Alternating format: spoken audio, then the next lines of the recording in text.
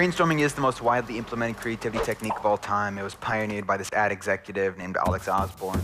In a series of best-selling business books in the late 1940s and early 50s, he outlined this technique called brainstorming, which basically there's just one rule to brainstorming, which is don't criticize.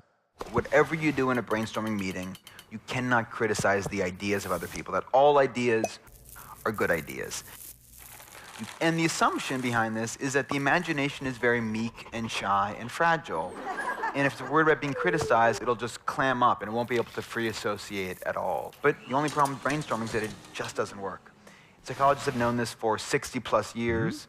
Study after study has shown that you put people in a room and tell them to brainstorm, they're going to come up with fewer ideas and less original ideas than those same people who might work by themselves. So brainstorming, we become less than the sum of our parts. Now, the reason brainstorming doesn't work returns us to the very first rule of brainstorming, which is thou shalt not criticize. Because as studies by Charlotte Namath have shown, groups that engage in what she calls debate and dissent, where they are encouraged to engage in constructive criticism, they come up with anywhere between 25 to 40% more ideas, and those ideas are rated as much more original. And that's because when we don't criticize each other, when we all just pretend every idea is a good idea, we tend to float on the superficial surface of the imagination.